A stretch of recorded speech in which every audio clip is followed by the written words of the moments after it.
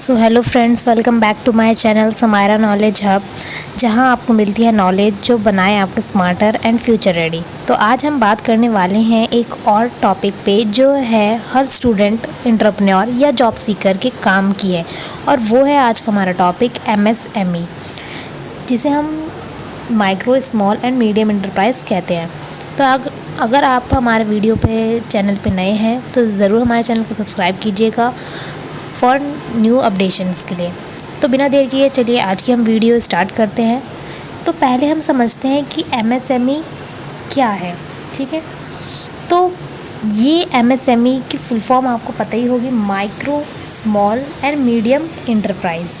ये स्मॉल और medium enterprise होते हैं जो हमारे इंडिया की इकनॉमी को, किसी भी कंट्री की इकनॉमी को बैकबोन है। चाहे एक छोटी किराना शॉप हो या एक टेक्सटाइल मैन्युफैक्चरिंग यूनिट, सब MSME का हिस्सा होती है। तो जैसे कि मैंने आपको बोला, फॉर एग्ज़ाम्पल काफ़ी मेरे पास एग्ज़ाम्पल आपको समझाने के लिए। जैसे कि पहला हमारा जो है एग्ज़ाम्पल वाओ मोमो का, आई थिंक आपने नाम ये सुना ही होगा। तो वाओ मोमो एक छोटी सी फूड स्टॉल से स्टार्ट हुआ और आज पान इंडिया में 500 प्लस आउटलेट के साथ एक MSME सक्सेस स्ट्रॉन्ग बन गई है।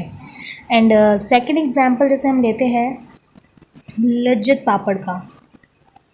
ठीक है, ये पापड़ का नाम आपने ज़रूर सुना होगा। तो बेसिकली ये हाउसवाइफ्स ने मिलकर एक स्मॉल बिजनेस स्टार्ट किया था और आज ये 1600 प्लस करोड़ टर्नओवर के साथ कॉर्पोरेटिव MSME है।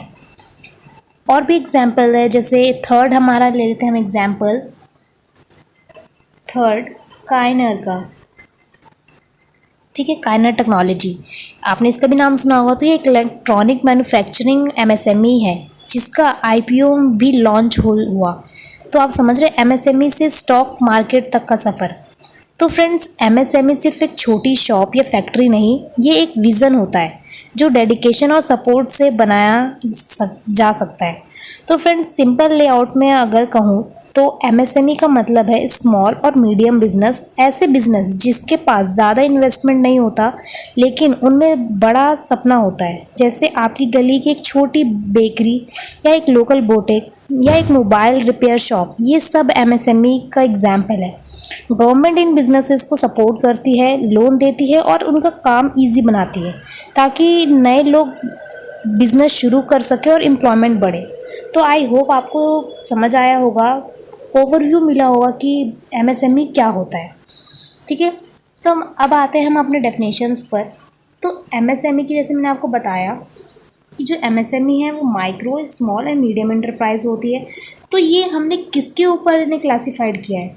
इन्हें हमने दो बेसिस पे क्लासीफाइड किया। पहला तो जो इनमें इन्वेस्टमेंट है, एंड सेकेंड इनका टर्नओवर, एनुअल टर्नओवर जो आता है, उसके बेस पे हमने माइक्रो में डिवाइड कर रखा है, स्मॉल में डिवाइड कर रखा है, एंड मीडियम एंटरप्राइज में डिवाइड कर रखा है कि उस बिजनेस में हमारे प्लांट एंड मशीनरी की क्या इन्वेस्टमेंट है और उसमें कितना एनुअल टर्नओवर आता है। ठीक है, और इक्विपमेंट्स क्या लगी है, उनके बेसिस पर जो है उन्हें क्लासीफाइड कर रखा है। तो जो ये डेफिनेशन है ये गवर्नमेंट की तरफ से 1 जुलाई को इंट्रोड्यूस की गई थी। ठीक है, तो ये है हमारा MSME। तो आई होप आपको पता चला होगा कि MSME क्या होता है। MSME एक micro small and medium enterprise है जो कि क्लासीफाइड किए जाते हैं on the basis of their investment and annual turnover. ठीक है, तो आप चलते हैं। सो ये रिवाइज क्लासिफिकेशंस हैं 2020 की, जिसमें मैंने आपको बताया कि हम उन्हें दो कैटेगरीज में डिवाइड करते हैं, उनकी इन्वेस्टमेंट पर एंड एनुअल टर्नओवर पर। तो अगर माइक्रो स्मॉल का माइक्रो कंपनीज की बात की जाए तो जिसका भी इन्वेस्टमेंट अप टू 1 करोड़ होगा और एनुअल टर्नओवर 5 करोड़ तक की होगी, वो हमारा माइक्रो की कैटेगरी के अंदर आएगा, यानी वो कंपनी हमारी माइक्रो कहलाएगी। ठीक है, सेकेंड है स्मॉल। अब हम कौन सी कंपनीज को स्मॉल कैटेगरी में लाएंगे? जिसका इन्वेस्टमेंट अप टू 10 करोड़ हो और एनुअल टर्नओवर जो हो वो अप टू 50 करोड़ हो, तो उन इंटरप्राइजेस को हम बोलेंगे स्मॉल इंटरप्राइज। ऐसे ही मीडियम में अब कौन सी आएंगी हमारी? तो मीडियम में हमारी जिसकी इन्वेस्टमेंट अप टू 50 करोड़ होगी वो हमारी मीडियम में आएगी, और जो एनुअल टर्नओवर होगा वो 250 करोड़ के अप टू होगा, तो वो हमारी मीडियम इंटरप्राइज होगी। तो जो ये क्लासिफिकेशन था, ये क्लासिफिकेशन आपकी 2020 रिवाइज, ठीक है।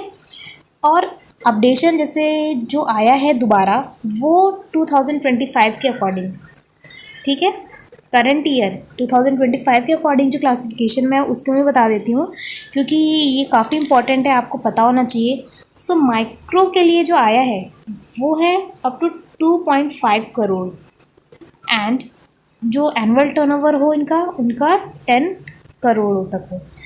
तो आप समझ रहे, देखिए इंक्रीज़ किया गवर्नमेंट ने कि माइक्रो में अब वो कंपनीज आएंगी जिसकी इन्वेस्टमेंट जो है 2.5 करोड़ तक की हो और एनुअल टर्नओवर उनका 10 करोड़ तक का हो, तो वो माइक्रो में आएगी। तो आप इस तरह अपने चेंजेस नोट कर सकते हैं कि आप क्या चेंजेस हुए हैं, ठीक है। ऐसे ही स्मॉल एंटरप्राइज में जो है up to 25 crore for investment and annual turnover के लिए 100 करोड़, ओके।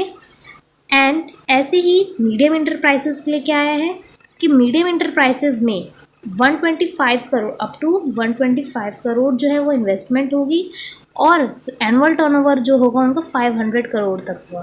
तो आप देख रहे हो गवर्नमेंट ने जो है इंक्रीज़ कर दिया है इन सब का, कि अगर इन्वेस्टमेंट भी उनकी इंक्रीज़ हो जाती है उनके बेसिस पे, तो ये आप देख रहे हो कि गवर्नमेंट सपोर्ट कर रही है इन्हें कि अपना बिजनेस स्टार्ट करें, ठीक है। इनका खुद का बिजनेस अगर किसी इकनॉमी में होता है, ज़्यादा एंटरप्रेन्योर्स होते हैं तो ज़्यादा बेनिफिट रहता है, ठीक है। तो आइए चलते हैं आगे वीडियो में। सो नाउ अब हम डिस्कस करते हैं कि फ़ीचर्स क्या है एमएसएमई के, कि क्या क्या फ़ीचर्स होते हैं एक एमएसएमई में। तो पहला है हमारा लो कैपिटल रिक्वायरमेंट। अगर आप एमएसएमई बनना चाहते हो, एमएसएमई करना चाहते हो, तो उसमें बहुत ही लो कैपिटल की रिक्वायरमेंट होती है। इसमें आपको लेस कैपिटल चाहिए as compare to large industries. अगर आप लार्ज इंडस्ट्रीज़ क्रिएट करना चाहते हो, उसके अकॉर्डिंग आपको इसमें लेस कैपिटल्स की ज़रूरत होगी एमएसएमई में। Second thing is employment generation. तो ये बेसिकली अगर आप स्मॉल लेवल पे, या जैसे मैंने बताया कि एक एमएसएमई जो होता है वो स्मॉल कैटेगरी पे होते हैं, स्मॉल शॉप में, तो वहाँ पर आपको लेबर इंटेंसिव ज़्यादा मिलेगी, क्योंकि जैसे मैंने बताया कि एमएसएमई ज़्यादा फोकस क्या करता है, एम्प्लॉयमेंट जनरेशन करता है। तो एम्प्लॉयमेंट तो तभी जनरेट होगी जब लेबर जो होंगे, यानी कि लोग। इसमें हम आपने सुना होगा कि लेबर इंटेंसिव होता है, कैपिटल इंटेंसिव होता है। तो कैपिटल इंटेंसिव तो लार्ज इंडस्ट्रीज़ के लिए चाहिए कि वहाँ वो ज़्यादा से ज़्यादा टेक्नोलॉजी मशीन्स यूज़ करेंगे as compare to small industries. तो वो क्योंकि उनके पास ज़्यादा कैपिटल है, ज़्यादा फंड्स है, तो वो कैपिटल इंटेंसिव जैसे फीचर्स को यूज़ करेंगे। बट इन एमएसएमई वो लेबर इंटेंसिव पर ज़्यादा फोकस करते हैं कि ज़्यादा से ज़्यादा लेबर, क्योंकि लेबर उन्हें ज़्यादा प्रोड्यूस करके देंगे इन अ लेस कैपिटल में, ठीक है। तो ये एक ऑफ़र करता है एम्प्लॉयमेंट अपॉर्चुनिटीज़, ठीक है। Third is wide coverage. इसका मतलब कि रूरल और अर्बन एरियाज़ जो है उन सभी सेक्टरों में, चाहे मैन्युफैक्चरिंग सेक्टर हो, सर्विसेज हो या ट्रेड हो, उन सभी में ये अपना जो वर्क है वो प्रॉपरली ज़्यादा कवरेज करता है, यानी कि ज़्यादा एरियाज़ तक फैला हुआ है, ठीक है। ये नहीं है कि एमएसएमई है तो वो रूरल एरियाज़ में ही ज़्यादा पॉपुलर होंगे या अर्बन एरियाज़ में ही कुछ ही सेक्टरों में पॉपुलर होंगे, नहीं, ये सभी सेक्टरों में अवेलेबल है, चाहे वो मैन्युफैक्चरिंग हो, सर्विसेज हो या ट्रेड हो। And fourth is flexibility. तो फ्लेक्सिबिलिटी इसमें किस तरह एमएसएमई के अंदर है, अगर एमएसएमई में आप लेबर इंटेंसिव यूज़ कर रहे हो तो आप इजीली चेंज कर सकते हो, अगर मार्केट में कोई भी डिमांड के अकॉर्डिंग टेक्नोलॉजी में कोई भी चेंजेस आए, ठीक है। अगर आप एज कैपिटल इंटेंसिव ले रहे हो तो उसमें थोड़ा कम चांसेस होते हैं कि आप इजीली चेंजेस कर लो क्विकली, ठीक है। क्योंकि अगर आप एमएसएमई में हो तो आपका पास लेबर इंटेंसिव है, तो आप लेबर की जो प्रोडक्शन, जैसे आप सपोज़ करो कि कोई ऐसा प्रोडक्ट में डील कर रहे हो जिसकी जो है टेक्नोलॉजी में चेंजेस आ गए हैं, ठीक है। तो आप लेबर से कह के आप उनकी हाई सैलरीज करके आप वो टेक्नोलॉजी को अडेप्ट कर सकते हो। बट इन लार्ज इंडस्ट्रीज़ में अब कंपनी ने एक हाई इन्वेस्टमेंट कर दिया एक पर्टिकुलर मशीन्स में, तो अब उसे क्विकली चेंज करना सही नहीं होगा, या फिर उनके लिए काफ़ी बर्डन होगा, वो तुरंत उस चीज़ को नहीं चेंज कर सकते सडनली। बट इन एमएसएमई वो तुरंत चेंजेस कर सकते हैं as per according to market demand, ठीक है। Fifth is promotion of indigenous technology. तो इसमें एमएसएमई में आप ज़्यादा से ज़्यादा इनोवेशंस कर सकते हो, आप इसमें लोकल रिसोर्स का यूज़ कर सकते हो। तो आप समझ रहे हो कि एमएसएमई का किस तरह प्रमोट कर रहे हो कि आप ज़्यादा से ज़्यादा इनोवेशंस भी कर सकते हो। किस तरह इनोवेट कर सकते हो आप एम्प्लॉयज़ के ज़रिए, लेबर्स के ज़रिए आप एक न्यू इनोवेशंस कर सकते हो।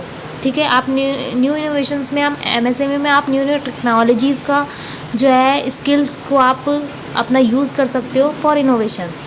And last is support to large industries. तो ये बहुत ही इंपॉर्टेंट है कि ये एक एक्ट किस तरह करता है, एक्सटर्नल यूनिट्स की तरह, क्योंकि ये सप्लाई क्या करता है, रॉ मटेरियल कंपोनेंट्स जो किसको ज़रूरत होती है, लार्ज इंडस्ट्रीज़ को। अब लार्ज इंडस्ट्रीज़ जो है रॉ मटेरियल कहाँ से लेती है, जैसे अगर आप वो एमएसएमई जो छोटे स्केल्स पर जो है, जो बिजनेसेस है, उनसे वो रॉ मटेरियल्स कलेक्ट करती है, और बिग कंपनीज क्या करती है, लार्ज इंडस्ट्रीज़, वो उन चीज़ों को, रॉ मटेरियल को असेंबल करती है सिर्फ। ठीक है, जैसे आप इलेक्ट्रॉनिक्स में कोई भी पार्ट ले लीजिए, इलेक्ट्रॉनिक्स का कोई भी ऐसा प्रोडक्ट ले लीजिए जिसमें वो स्मॉल यूनिट्स जो उसकी एक नट्स होते हैं, बोल्ट होते हैं, उन चीज़ों का जो क्रिएशंस होता है वो एक स्मॉल इंडस्ट्री एमएसएमई करती है, और फिर उन चीज़ों को असेंबल कौन करती है, large industry.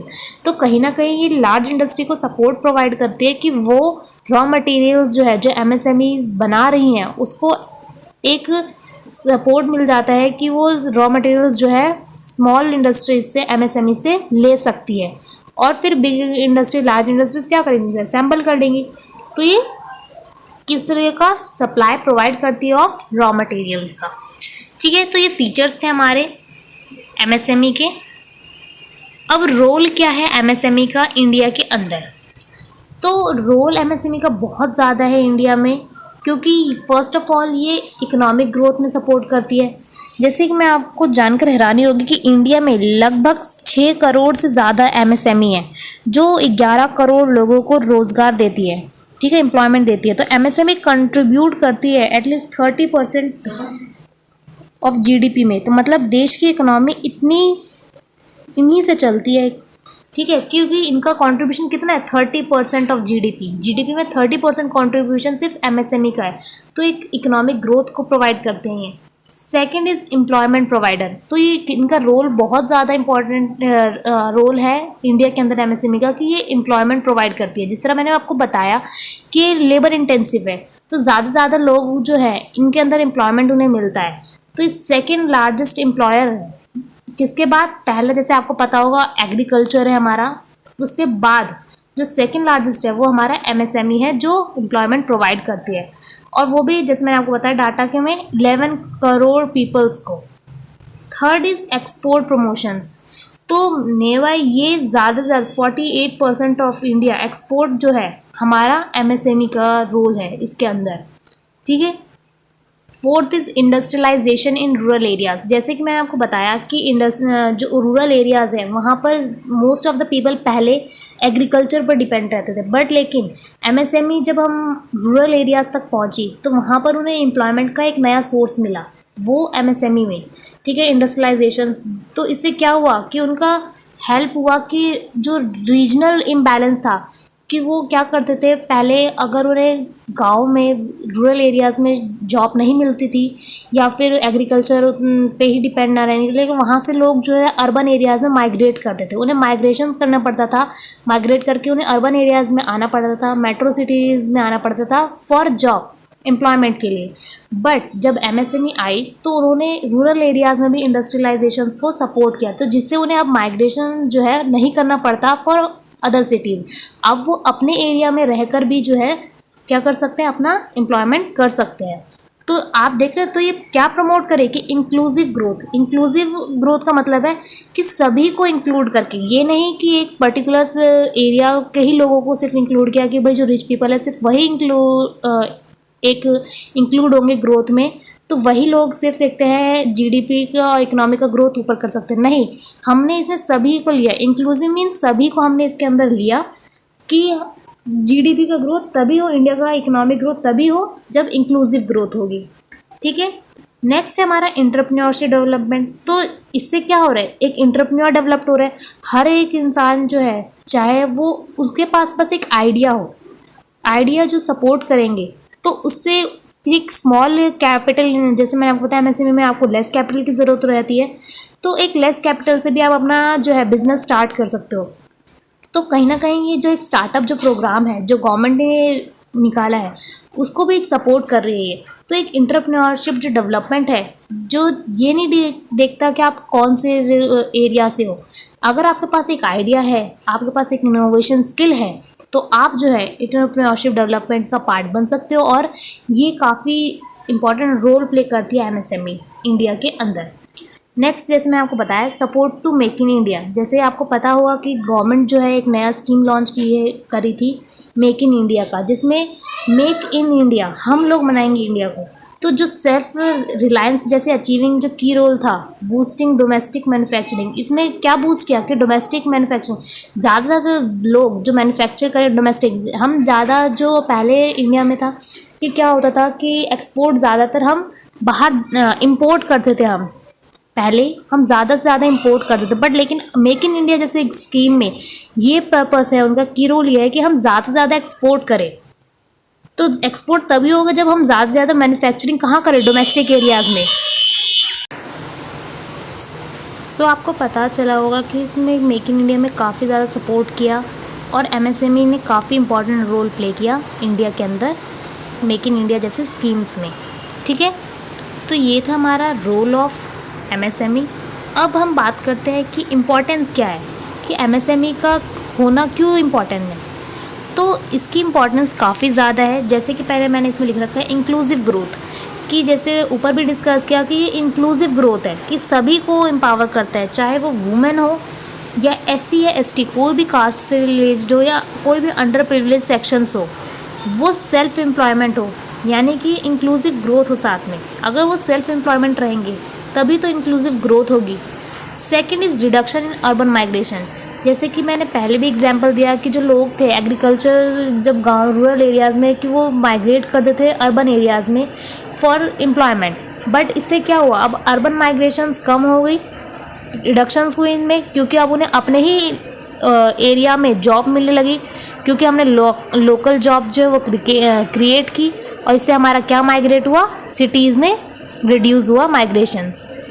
Third is stimulus to innovations, तो ये क्या इंकरेज करते हैं, क्रिएटिविटी को, स्किल डेवलपमेंट जैसे जो प्रोग्राम्स हैं उन चीज़ों को, और साथ में इंडिजिनियस टेक्नोलॉजीज़ का भी इनोवेशंस, क्योंकि अगर हम ज़्यादा से ज़्यादा क्रिएटिविटी यूज़ करेंगे, अपनी स्किल्स को डेवलप करेंगे, तो हो सकता है और होगा भी कि हम न्यू टेक्नोलॉजीज़ को जल्दी इनोवेट करें, यानी न्यू टेक्नोलॉजीज़ हम जल्दी से अडेप्ट करें और उन चीज़ों को हम ज़्यादा से ज़्यादा जल्दी लें। ठीक है, नेक्स्ट है हमारा सस्टेनेबल डेवलपमेंट। इससे क्या होगा, अगर हम सस्टेनेबल डेवलपमेंट के ऊपर फोकस करेंगे, इससे इम्पॉर्टेंस, क्योंकि ये काफ़ी इंपॉर्टेंट रोल प्ले करते हैं, क्योंकि हम जिस तरह हमने बताया कि हम इसमें लेबर इंटेंसिव यूज़ करेंगे और ऐसे भी कोई भी हार्मफुल इफेक्ट नहीं होगा इन्वायरमेंट पे, तो हमारा जो बिज़नेस होगा, बिज़नेस का जो मॉडल होगा वो इन्वायरमेंटली सही होगा, तो वो हमारा सस्टेनेबल डेवलपमेंट के ऊपर ज़्यादा फोकस होगा। And next is economic resilience. इसका मतलब क्या हुआ कि ये एक इकोनॉमी को स्टेबिलिटी प्रोवाइड करती है। अगर कोई भी डाउन टर्न हो, ठीक है, या डाइवर्सिटी हो, तो उन चीज़ों में भी ये एक इकोनॉमी को स्टेबिलिटी प्रोवाइड करती है। तो जिस तरह मैंने बताया कि जो एमएसएमई है वो एक बैकबोन है इंडियन इकोनॉमी का, ये प्रमोट करती है हमारी इकोनॉमी को डिसेंट्रलाइजेशन। डिसेंट्रलाइजेशन का मतलब क्या होता है कि जब पावर जो हो किसी एक के पास नहीं हो, सभी के पास हो, ठीक है, डिसेंट्रलाइज्ड हो, अलग अलग फॉर्म पे, ठीक है। सोशल इंक्लूजन्स हो, कि सभी सोशल इंक्लूड, सभी जो सोसाइटी के लोग हो वो इंक्लूड हो इन चीज़ों के अंदर, और साथ में सस्टेनेबल डेवलपमेंट हो। तो ये इससे by nurturing MSME through favourable policies, credit facilities, जैसे मैंने आपको बताया कि एमएसएमई जो है किसके ज़रिए अच्छी पॉलिसीज़ होंगी एमएसएमई के अंदर, क्रेडिट फैसिलिटी अवेलेबल होगी और एज होगा डूइंग बिजनेस का, तो क्या होगा, India can achieve inclusive and resilient economic growth. तो इंडिया इसी तरह अचीव करेगी इंक्लूसिव और रिसाइलेंट इकोनॉमिक ग्रोथ को। So now we discussed about ministry of MSME, कि अब ये मिनिस्ट्री ऑफ एमएसएमई है क्या, इसके बारे में डिस्कस करते। तो ये एक ब्रांच है गवर्नमेंट की जो किस लिए रिस्पॉन्सिबल है कि जो एमएसएमई मिनिस्ट्री ऑफ एमएसएमई है वो क्या फॉर्मुलेट करती है, rules and regulations and laws जो भी रिलेटेड होते हैं एमएसएमई का इंडिया के अंदर, यानी इंडिया के अंदर एमएसएमई को जो रूल्स एंड रेगुलेशंस फॉलो करनी है, जो गाइडलाइंस फॉलो करनी है, वो कौन इसके लिए रिस्पॉन्सिबल है, मिनिस्ट्री ऑफ एमएसएमई। ठीक है, ये गवर्नमेंट की ब्रांच है।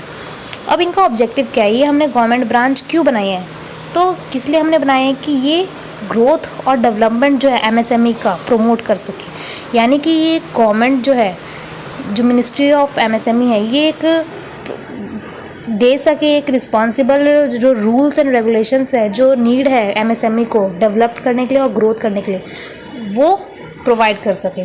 सेकेंड इज़ ये सपोर्ट करती है कैपेसिटी बिल्डिंग या टेक्नोलॉजी अपग्रेडेशंस या मार्केट की जो डेवलपमेंट है उन चीज़ों में, कि मिनिस्ट्री ऑफ एमएसएमई इस तरह के रूल्स एंड रेगुलेशंस फॉर्मुलेट करेगी जिससे टेक्नोलॉजी में अपग्रेडेशन हो एमएसएमई के अंदर पर।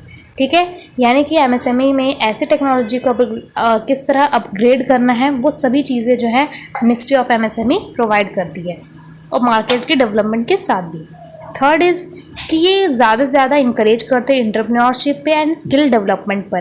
ठीक है, ये ज़्यादा से ज़्यादा जो मिनिस्ट्री ऑफ एमएसएमई है, ब्रांच है गवर्नमेंट की, वो इसीलिए उनका बेसिक ऑब्जेक्टिव यही है कि वो ज़्यादा से ज़्यादा स्किल डेवलपमेंट कर सके इन सोशल इंक्लूजमेंट के साथ। ठीक है, अब की इंस्टीट्यूशंस अंडर द मिनिस्ट्री, अब क्या कौन कौन से इंस्टीट्यूशंस है मिनिस्ट्रीज़ के अंदर, एमएसएमई मिनिस्ट्रीज़ के अंदर।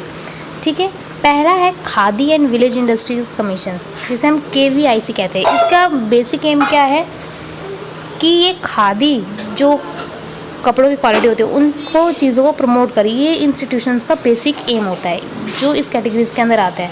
नेक्स्ट है हमारा नेशनल स्मॉल इंडस्ट्रीज़ कॉरपोरेशन। इसमें स्मॉल इंडस्ट्रीज़ आती हैं, उन जो ये इंस्टीट्यूशन है उन चीज़ों में ही डील करती है, यानी कि जो भी हमारी स्मॉल इंडस्ट्रीज़ होंगी उन चीज़ों पे कौन फोकस करेगा, हमारा national small industries corporation. Third is core board. Core board आपको नाम थोड़ा अजीब से लगता होगा, जैसे आपने एक कोकोनट देखा है, कोकोनट के ऊपर का जो छिलके होते हैं, जिसे आप जो ब्राउन कलर के होते हैं ऊपर छिलके होते हैं, उन चीज़ों का यूज़ करके जो कंपनी होती है, छोटी छोटी जो लोग होते हैं, वो उसका मैट बनाते हैं, चटाई और भी बहुत सारे ऐसे प्रोडक्ट जो बनाते हैं।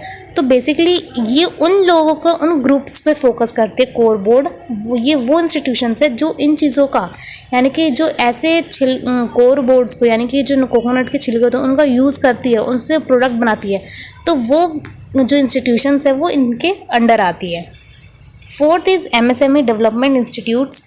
जो एमएसएमई के डेवलपमेंट इंस्टीट्यूट्स में प्रोवाइड करती है वो इस इंस्टीट्यूशंस के अंदर आती हैं, यानी कि जो डेवलपमेंट इंस्टीट्यूशंस होते हैं जो एमएसएमई को डेवलप करने में पार्ट लेते हैं वो इस कैटेगरी के। And last is technology centres and tool rooms. तो ये एक अलग से सेंटर, टूल रूम्स बनाए गए हैं मिनिस्ट्री के ज़रिए, इंस्टीट्यूशंस बनाया गया है फॉर एमएसएमई के लिए। नेक्स्ट है मेजर स्कीम्स की कौन कौन से स्कीम्स जो है गवर्नमेंट ने बनाई है फॉर एमएसएमई। तो पहला है हमारा prime minister employment generations programme. Second is credit guarantee scheme for micro and small enterprise, जिसमें हम क्रेडिट गारंटी देते हैं माइक्रो और स्मॉल एंटरप्राइज को। तो आप देख रहे हैं इसके अंदर सिर्फ माइक्रो और स्मॉल एंटरप्राइज है, ना कि मीडियम एंटरप्राइज। ठीक है। थर्ड इज़ ZED का मतलब है zero defect zero effect certification schemes, कि ऐसे जो भी कंपनीज जो बिजनेसेस होंगे जो ज़ीरो डिफेक्ट और ज़ीरो इफेक्ट वाले चीज़ों में वर्क करते होंगे तो उन चीज़ों को में पार्ट लेंगे। And fourth is MSME champions portals, ऐसे भी पोर्टल्स बनाए गए, स्कीम्स बनाई गई है फॉर MSME के लिए। मुद्रा loans under Pradhan Mantri Mudra Yojana. And last is skill development programmes, जो मेजर स्कीम्स के MSME के लिए बनाए गए हैं। तो अब बात करते हैं हम challenges faced by MSME in India. अब इंडिया के अंदर MSME को क्या क्या चैलेंजेस जो है वो फेस करने पड़ रहे हैं। ठीक है, तो ये मेजर कॉन्ट्रीब्यूशंस जैसे MSME को काफ़ी सारे सेवरल स्ट्रक्चरल ऑपरेशनल चैलेंजेस है। पहला है हमारा फाइनेंशियल कॉन्स्ट्रेंट। फाइनेंशियल कॉन्स्ट्रेंट के अंदर क्या है कि जो फाइनेंशियल इंस्टीट्यूशंस है उनके ज़रिए उन्हें टाइमली और एडिक्वेट क्रेडिट नहीं मिल पाना, कि उन्हें कई बार होता है कि उन्हें बिज़नेस स्टार्ट किया, इन्वेस्टमेंट भी किया और बीच में जैसे जो वर्किंग कैपिटल्स हो गए, उन चीज़ों की जो उन्हें नीड हुई, उन पैसों की जो ज़रूरत हुई, तो वो टाइमली जो है फॉर्मल इंस्टीट्यूशन से फॉर्मल जो फाइनेंशियल इंस्टीट्यूशंस हैं उनके ज़रिए टाइमली और सही तरह से जो है क्रेडिट नहीं मिल पाना, तो वो फाइनेंशियल कंस्ट्रेंट दिखा रहा है, जिससे और कई बार होता है कि उन्हें हाई इंटरेस्ट रेट और कोलैटरल रिक्वायरमेंट जैसी जो प्रॉब्लम्स है वो फेस करनी पड़ती है, कि उनसे मांगा जाता है कि आप क्योंकि आप एक देखिए, आप एमएसएमई हैं, आप स्मॉल लेवल पर हैं और एक लार्ज इंडस्ट्रीज़ जो है उनके बीच में जो डिफरेंसेस है उसके वजह से इन्हें हाई इंटरेस्ट रेट जैसे चेंजेस को और रिक्वायरमेंट होते किस चीज़ की, कोलैटरल की, फॉर अ लोन, तो ये चीज़ें जो है फेस करनी पड़ रही है। Second is technological obsolescence. इसमें आपको क्या करना होता है कि इसमें मेजर प्रॉब्लम आती है कि आपके पास लेबर इंटेंसिव है, ठीक है, लेबर इंटेंसिव है कोई बात नहीं, बट इसमें आपको मॉडर्न जो मशीनरी यूज़ चल रही है टेक्नोलॉजी अपग्रेडेशंस के अकॉर्डिंग, तो वो लैक ऑफ है कि आपके पास वो उस टाइप की जो मशीन्स है वो अवेलेबल नहीं होंगी, क्योंकि आपके पास लेस कैपिटल है, ठीक है, और आपके पास पुअर अडॉप्शन न्यू टेक्नोलॉजी से, कि आप नहीं पुअरली जो है आप उस जो टेक्नोलॉजी को है यूज़ नहीं कर सकते या आप उस चीज़ को नहीं परचेज़ कर सकते, ठीक है। Limited research and development capabilities, R&D का मतलब यहाँ पे रिसर्च एंड डेवलपमेंट है, ठीक है, कि आपके पास जो रिसर्च है और जो डेवलपमेंट कैपेबिलिटीज़ है वो लिमिटेड है। आप एक पर्टिकुलर जो सेक्टर है या पर्टिकुलर जो एरिया है उतने में ही आप रिसर्च और डेवलपमेंट कर सकते हैं, अदर नहीं कर सकते, ठीक है। तो ये क्योंकि टेक्नोलॉजी आपके पास हाई लेवल की नहीं है, इसी वजह से। नेक्स्ट है हमारा मार्केट एक्सेस। मार्केट एक्सेस का मतलब क्या है, यहाँ पर आप लोग जो एमएसएमई है वो कॉम्पीट नहीं कर पाएगी विद लार्ज इंटरप्राइज की इंपोर्ट्स में, कि जो एक लार्ज इंटरप्राइज है वो जितने हाई लेवल पर जो इंपोर्ट कर पाती है, आप उतना जो प्रोडक्ट्स है वो कहीं से इंपोर्ट नहीं कर सकते, क्योंकि आप एक स्मॉल स्केल पे, जैसे मैंने आपको बताया कि इन्वेस्टमेंट और टर्नओवर के बेस्ड पर होते हैं, और इन्वेस्टमेंट भी आपने देखा कि एक माइक्रो और स्मॉल और एक मीडियम इंटरप्राइज को कितना इन्वेस्टमेंट कैटेगरीज डिफाइन की गई है, तो उसके अकॉर्डिंग आप इंपोर्ट्स उतने लेवल पर आप नहीं कर सकते, आपके पास एक लिमिटेड ही जो है मार्केट एक्सेस होगी, ठीक है। आप ग्लोबल मार्केट्स में या ई कॉमर्स प्लेटफॉर्म पर लिमिटेड ही आप एक्सेस कर सकते हो, तो ये कुछ क्या है, लिमिटेशन चैलेंजेस है जो फेस करनी पड़ती है एमएसएमई को इंडिया के अंदर। नेक्स्ट है कंप्लायंस बर्डन। जैसे कि मैं बताया कि इसमें आपको कुछ जो मिनिस्ट्री ऑफ एमएसएमई है उनके ज़रिए आपके ऊपर कुछ रूल्स एंड रेगुलेशंस है जो कि आपको एक कम्प्लेक्स रेगुलेटरी एनवायरनमेंट क्रिएट करती है, और साथ ही में हाई कंप्लायंस कॉस्ट जो है वो आती है, ठीक है, जिससे क्या होता है कि कई बार डिले पेमेंट्स हो जाती है लार्ज कॉरपोरेशन से और गवर्नमेंट बॉडीज़ से, तो कंप्लायंस का जो है बर्डन रहता है एमएसएमई के ऊपर। And next is infrastructure deficiencies, कि आपके पास एक पुअर लॉजिस्टिक पावर सप्लाई होती है या इंडस्ट्रियल जो इंफ्रास्ट्रक्चर होता है वो इतना अच्छा नहीं होता है, जिससे आपके ऊपर जो चैलेंजेस है वो ज़्यादा होता है, कि आपके पास एक अच्छा एनवायरनमेंट नहीं है, एक अच्छा इंफ्रास्ट्रक्चर नहीं है कि आप लेबर्स जो होते हैं उनको दे सको, ठीक है, एक ऐसा एनवायरनमेंट, तो जो इंफ्रास्ट्रक्चर डेफिशिएंसीज है। नेक्स्ट है हमारा लैक ऑफ स्किल्ड वर्कफोर्स, कि आपके पास एक स्किल्ड वर्कफोर्स की कमी है, आपके पास आप जो अगर कोई आपके पास लेबर है आप उसे ट्रेन नहीं कर पाओगे, क्योंकि आपके पास उस तरह की जो इन्वायरमेंट है, उस तरह की जो टेक्नोलॉजीज है आपके पास नहीं है, तो inadequate training and low access of skilled human resource, आप अपने कैपिटल जो आपकी जो इन्वेस्टमेंट है उसके ही अकॉर्डिंग आप लेबर हायर करोगे, तो उन चीज़ों पर आपकी जो वर्कफोर्स है, लेबर वर्कफोर्स, और वो भी स्किल्ड के साथ उसकी कमी हो जाती है, तो ये कुछ चैलेंजेस है जो फेस करने पड़ते हैं एमएसएमई को इंडिया के अंदर, ठीक है। इसमें एक नया टॉपिक है restructuring of advances to MSME, कि किस तरह जो हम एमएसएमई को है रीस्ट्रक्चर करते हैं। रीस्ट्रक्चर का मतलब आपको पता होगा कि हम किसी चीज़ को दोबारा बना रहे हैं, ठीक है। अब एमएसएमई को किस तरह बना रहे हैं वो देखते हैं।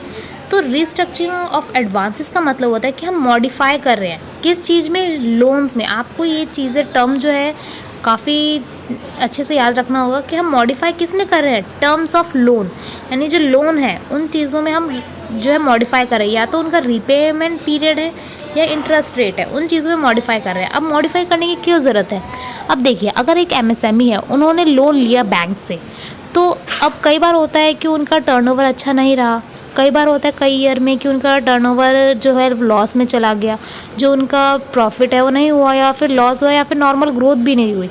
तो उस चैनल पे जब वो एमएसएमई एक लोन लेती है बैंक से, और उन्हें क्या वो करना होता है, रीपे करना होता है, ईएमआई पे करनी पड़ती है। और कई बार होता है जो एमएसएमई है वो ईएमआई भी पे नहीं कर पाती है।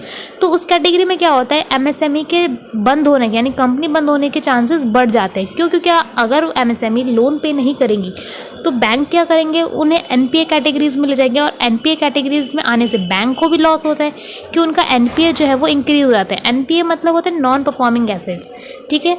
जो अब नॉन परफॉर्मिंग एसेट्स क्यों कहा गया है कि नॉन परफॉर्मिंग एसेट का मतलब जैसे बैंक के लिए जो लोन है वो क्या है, एसेट है, ठीक है। तो ऐसे एसेट जो परफॉर्म नहीं कर रहे हैं तो वो उस कैटेगरीज में आ जाते हैं, ठीक है। तो यानी लोन जो है वो किस कैटेगरी में आ जाएंगे, आपके नॉन परफॉर्मिंग एसेट्स में।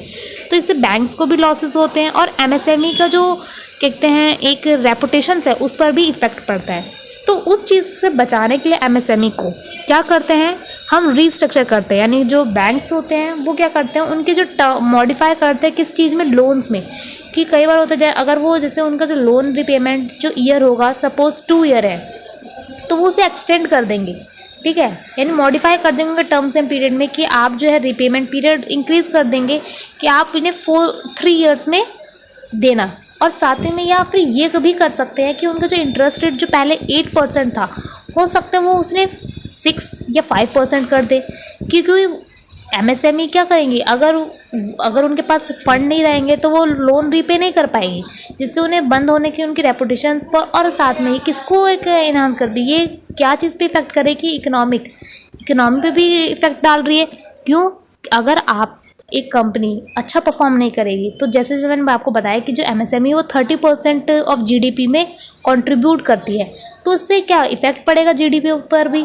तो उस चीज़ से बचने के लिए हम क्या करते हैं, हम मीन्स जो एमएसएमई है, बैंक्स जो हैं, जो फाइनेंशियल इंस्टीट्यूशंस है, वो क्या करती है, रीस्ट्रक्चर करती है एमएसएमई को एडवांस, ठीक है।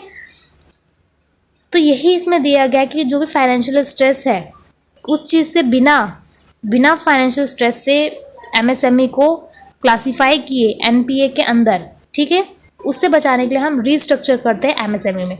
तो ये बात काफ़ी इंपॉर्टेंट है, ये modifying the terms and loans, इन चीज़ों पे आप ध्यान दीजिएगा कि जो यहाँ पर टर्म्स एंड लोन्स लिखा है काफ़ी इंपॉर्टेंट है।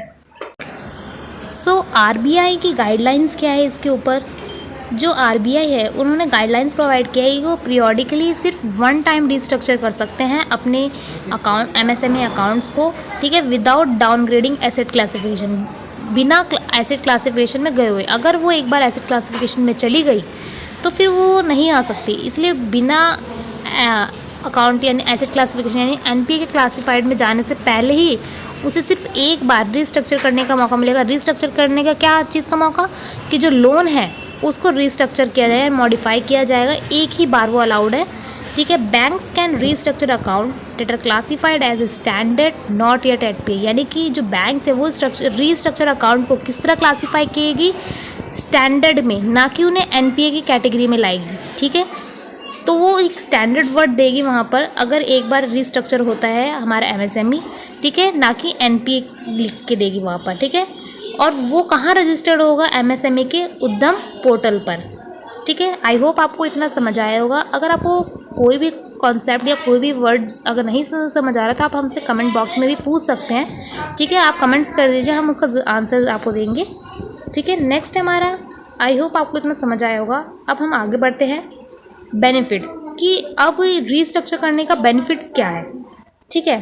तो पहला है, ये एमएसएमई को क्या प्रोवाइड करेगी, रिलीफ प्रोवाइड करेगी कि फाइनेंशियल जो स्ट्रेस होगा, अगर एमएसएमई, आपको जैसे पता है कि इनके पास लेस कैपिटल होती है, इन्वेस्टमेंट की जो आप जैसे आप खुद ही सोच लीजिए, रिपेयरिंग शॉप है या कोई भी बेकरी शॉप्स है या फिर बुटीक है, तो उनके पास कितनी इन्वेस्टमेंट कैपिटल रहती है, कम रहती है। तो उन चीज़ों पे उन पे फाइनेंशियल स्ट्रेस जो है वो बढ़ सकता है। तो उस चीज़ को रिड्यूस करते हैं क्या, रीस्ट्रक्चरिंग का जो प्रोग्राम है, रीस्ट्रक्चर जो है हम एमएसएमई को करते हैं तो वो फाइनेंशियल स्ट्रेस रिलीफ पहुंचाती है। सेकंड है कि हेल्प करता है कि डिफ़ॉल्ट होने के चांसेस को, अगर आप, और साथ ही में एक क्रेडिट वर्दिनेस जो होती है, किसी चीज़ की क्रेडिट वर्दिनेस बनाए रखना उस एमएसएमई की, ठीक है। तो उस चीज़ पर भी काफ़ी अच्छा इफ़ेक्ट डालती है कि आप जो यानी एमएसएमई जो है वो डिफ़ॉल्ट होने के चांसेस कम हो जाएंगे। ठीक है, क्योंकि आपने इसमें क्या किया, लोन का जो लोन को मॉडिफाई कर दिया, रीस्ट्रक्चर कर दिया उसे। ठीक है, तो इससे जो डिफ़ॉल्ट होने के चांसेस है वो कम हो सकते हैं। ठीक है, और साथ ही में क्या होगा, उस एमएसएमई कंपनीज़ की जो होगी क्या, उनकी क्रेडिट वर्दिनेस पर भी कोई इफ़ेक्ट नहीं आएगा। एंड लास्ट इसमें बेनिफिट्स क्या है कि इनकरेज करते हैं कॉन्टिन्यूड लेंडिंग भी बैंक्स के ज़रिए, कि आप अगर बैंक जब सपोर्ट कर रहा है आपको कि आप दोबारा उसे रीस्ट्रक्चर कर सकते हैं, तो कहीं ना कहीं ये एमएसएमई को क्या इनकरेज करे कि आप कंटिन्यू लेंडिंग जो है, आप लोन्स जो है बाद में भी ले सकते हो। ठीक है, आपको बाद में भी ये जो सॉल्यूशन है वो मिल पाएगा। ठीक है, नेक्स्ट टॉपिक है इसमें रिहैबिलिटाइजेशन एंड रिवाइवल ऑफ एमएसएमई। अब इसमें एक बात ध्यान रखने की है कि रिहैबिलिटाइजेशन और रीस्ट्रक्चरिंग में डिफरेंस है। जैसे मैंने रीस्ट्रक्चर में बताया था कि आप वहाँ पे सिर्फ लोन जो है उसको मॉडिफाई कर सकते हो, पर रिहैबिलिटाइजेशंस में आप क्या करोगे कि आप रिहैबिलिटाइज यानी कि उस जो कैटेगरी है उसको पूरा ही आप बदल सकते हो। यानी कि बदल सकने का मतलब है कि आप एमएसएमई के जो स्ट्रक्चर है उनमें चेंजेस कर सकते हो, उनके जो प्रोडक्ट्स है या फिर उनका किस पोजीशन पे उन्हें इफ़ेक्ट पड़ रहा है कि वो नहीं लोन रीपे कर पा रहे हैं, उन चीज़ों पे आप चेंजेस कर सकते हो। अब देखिए किस तरह मैं इसमें आपको बताती हूँ। तो रिहैबिलिटाइजेशंस का और रिवाइवल का मतलब यहाँ पे ये है कि उन्हें रीस्टोर करना, ठीक है, फाइनेंशियली डिस्ट्रेस से, ताकि वो रिज्यूम वायबल ऑपरेशंस कर पाएँ। अब इसमें किस तरह के स्टेप्स इन्वॉल्व्ड हैं ये देखते हैं। पहला है इसके अंदर कि पहले अगर हम रिहैबिलिटाइजेशन कर रहे हैं तो हम पहले यानी कि जो बैंक्स है वो आइडेंटिफाई करेगी कि सिक यूनिट्स क्या है। कि सिक यूनिट्स क्या करना मतलब, जैसे अगर आप हॉस्पिटल जाते हो तो आपको डायरेक्टली क्या मिलता है, मेडिसिन। आपको डायरेक्टली टेस्ट के लिए या फिर आपको डायरेक्टली ऑपरेशन थिएटर में तो नहीं भेजते अगर आपको ज़्यादा डिजीज़ है, तो वो पहले आपको चेक करते हैं। तो इसी तरह जब अगर एक एमएसएमई है तो उन चीज़ों के में पहले वो क्या करेंगी, आइडेंटिफाई करेगी कि आपका कौन सी यूनिट में यानी किस से बुखार आया या फिर फीवर या आया, यानी कि उसी तरह कि किस चीज़ से, ऐसा कौन सा मेजर प्रॉब्लम था जिससे ये हुआ, तो वो कंसिडर सिक यूनिट्स को आइडेंटिफाई करेंगी। ठीक है, if it has incurred losses, अगर उन्हें अब एमएसएमई में लॉसेस अगर होंगे तो अगर नेगेटिव नेटवर्थ यानी कि जो उनका 2 साल से जो कॉन्सिक्यूटिव ईयर्स है उसमें नेगेटिव नेटवर्थ आई है, उनकी जो लॉसेस आए हैं उनके वो आइडेंटिफाई किएंगी। सेकेंड इज़ वायबिलिटी स्टडी, वो डिटेल्ड एनालिसिस करेगी किस चीज़ का, कि पूरा जो स्ट्रक्चर है एमएसएमई का उसमें कहीं प्रॉब्लम तो नहीं है। ठीक है, और साथ में सपोर्ट प्रोवाइड करेगी। ठीक है, थर्ड इज़ रिवाइवल पैकेज, कि अगर कोई पैकेज की ज़रूरत है, रिवाइवल पैकेज मतलब अगर उन्हें फाइनेंशियली रीस्ट्रक्चर करना है। ठीक है, इसके अंदर फाइनेंशियल रीस्ट्रक्चर भी इंक्लूडेड है। आप जो रिहैबिलिटाइजेशन में फाइनेंशियल रीस्ट्रक्चर भी कर सकते हो, उसी का पार्ट है। जो फाइनेंशियल रीस्ट्रक्चर है वो नैरो कॉन्सेप्ट है और जो रिहैबिलिटाइजेशन है वो वाइडर कॉन्सेप्ट है। ठीक है, क्योंकि फाइनेंशियल रिस्ट्रक्शन में सिर्फ आप लोन को मॉडिफाई कर सकते हो, एमएसएमई के स्ट्रक्चर को मॉडिफाई नहीं कर सकते हो। बट इन रिहैबिलिटाइजेशन के आप उसमें उनके लिए फ्रेश कैपिटल जो है वो भी ला सकते हो। बट रिस्ट्रक्चर में हमने इसकी बात नहीं की थी, आपको ये बात ध्यान रखनी होगी। ठीक है, हमने इसके अंदर नए फ्रेश कैपिटल दे सकते हैं या फिर इंटरेस्ट वेवर्स भी कर सकते हैं और टेक्नोलॉजी का अपग्रेडेशन भी कर सकते हैं। कि अगर एमएसएमई को कोई न्यू टेक्नोलॉजी की ज़रूरत पड़ रही है और उतना कैपिटल उनके पास नहीं है, आपने उन्हें कैपिटल भी प्रोवाइड किया और साथ में टेक्नोलॉजी भी अपग्रेडेशन करके दी उन्हें एमएसएमई को, तो ये रिहैबिलिटाइजेशन हुआ, ना कि रीस्ट्रक्चरिंग हुआ। ठीक है, नेक्स्ट है role of banks and state governments. तो बैंक्स यहाँ पे क्या प्रोवाइड करते हैं, रीस्ट्रक्चरिंग प्लान्स, और जो स्टेट गवर्नमेंट है वो क्या प्रोवाइड करती है, एमएसएमई को सब्सिडीज़ या फिर लैंड हो सकती है, लैंड प्रोवाइड कर दे, या इंफ्रास्ट्रक्चर जो सपोर्ट हो वो दे सकती है आपको। ठीक है, तो ये थे कुछ स्टेप्स कि किस तरह जो है एक रिहैबिलिटाइजेशन और रिवाइवल भी इसी को कहा जाता है। ठीक है, अब की गवर्नमेंट सपोर्ट मैकेनिज्म क्या है इसके अंदर। तो जैसे इसमें काफ़ी सारे मैंने ऊपर भी डिस्कस किए, गवर्नमेंट ने सपोर्ट किया कि ऊपर हमने बात की रिवाइवल और रिहैबिलिटाइजेशन की, कि फ्रेमवर्क जो प्रोवाइड किया गया आरबीआई ने 2016 में एमएसएमई को, और किस तरह इसने सपोर्ट किया। And second is credit guarantee fund trust for micro and small enterprise. ये क्या इन्होंने क्या सपोर्ट किया इसमें, गवर्नमेंट ने इसमें सपोर्ट किया कि उन्हें कोलैटरल फ्री लोन्स मिलेगा, यानी उन्हें लोन्स जो मिलेंगे वो कोलैटरल फ्री हो गया, यानी उनके बदले लोन्स के बदले उन्हें कोई कोलैटरल जो है वो नहीं देना पड़ेगा लोन्स के लिए, ठीक है, एमएसएमई को। तो वो जो ये स्कीम्स जो है वो बनाई गवर्नमेंट ने, credit guarantee fund trust for micro और स्मॉल एंटरप्राइजेस के लिए। And third is distress acid fund बनाया गया एमएसएमईज़ के लिए, ठीक है, सबऑर्डिनेट डेट स्कीम्स में। तो इसका कंक्लूजन्स यही निकला, जो मिनिस्ट्री ऑफ एमएसएमई है ये काफ़ी इंपॉर्टेंट रोल प्ले करती है एक एमएसएमई को एम्पावर करने में। एमएसएमई यानी स्मॉल बिजनेसेस को एम्पावर करने में काफ़ी इंपॉर्टेंट रोल प्ले करते हैं मिनिस्ट्री। और साथ ही में एमएसएमई को जिस तरह नीड है, किस चीज़ की नीड है कि क्रेडिट एक्सेस मिलते रहे उन्हें बीच बीच में, ठीक है, स्किल डेवलपमेंट होती रहे उनके, पॉलिसी का सपोर्ट मिले उन्हें, और साथ में इजी जो है रेगुलेटरी नॉर्म्स हो, कि यानी कि उन पे हाई रेगुलेटरी नॉर्म्स हो, इजी रेगुलेटरी नॉर्म्स हो, ताकि वो अच्छे से जो है चैलेंजेस को फेस टाइमली कर सकते हो और लोन स्ट्रक्चरिंग को इफ़ेक्टिवली यूज़ कर सकें, ठीक है, रिहेबिलिटाइजेशन मैकेनिज़्म को अच्छे से कर सके यूज़। और ऐसी क्रूशियल किस चीज़ के लिए, सस्टेनेबल ग्रोथ के लिए एमएसएमई सेक्टर में, क्योंकि यही हमारी इकोनॉमी का क्या है, इंडिया इकोनॉमी का पिलर है। तो आई होप आपको ये वीडियो पसंद आई हो, ठीक है। सो फ्रेंड्स, अगर आप बिज़नेस स्टार्ट करना चाहते हो या एंटरप्रेन्योर बनना चाहते हो तो एमएसएमई आपके लिए गोल्डन गेट बन सकता है। अगर आपको ये वीडियो इंफॉर्मेटिव लगी हो तो लाइक ज़रूर करें, कमेंट करके ज़रूर बताएं कि आपको किस तरह की वीडियो, आपको ये कैसी लगी वीडियो, ठीक है। अगर आपको कोई भी कंटेंट या कोई भी पार्ट आपको इस वीडियो में समझ नहीं आया तो आप हमसे कमेंट बॉक्स में ज़रूर पूछ सकते हैं। और ऐसे ही मिलते हैं हम नेक्स्ट वीडियो में इसी चैनल पर। तो तब तक के लिए thanks for watching the video.